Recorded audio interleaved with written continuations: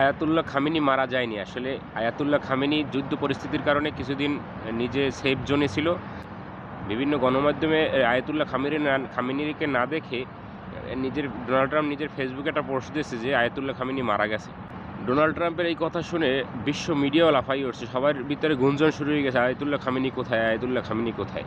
এই কথা শোনার পরে ইরানিরা করছে কি, যে এদের কথায় জোয়ার দিছে, হ্যাঁ আয়াতুল্লাহ খামেনি মারা গেছে। কার্যত এটা একটা শত্রুপক্ষের সাথে মাইন্ড গেম খেলছে ইরান।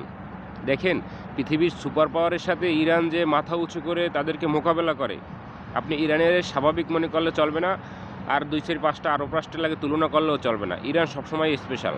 ছোটোবেলা থেকে শুনতে শুনতে আসছি ইরান সবসময় স্পেশাল। সুতরাং টেনশন করার কিছু নাই। বিশ্ব নেতা, মুসলিমদের নেতা আয়াতুল্লাহ খামেনি বেঁচে আছে, ইনশাল্লাহ সুস্থ আছে। সুতরাং এত চিন্তা করার কিছু নাই, কেউ কোনো চিন্তা করবেন না। আশা করি দেখা যাক সামনে কি হয়।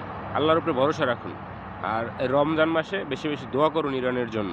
ধন্যবাদ আপনাদেরকে।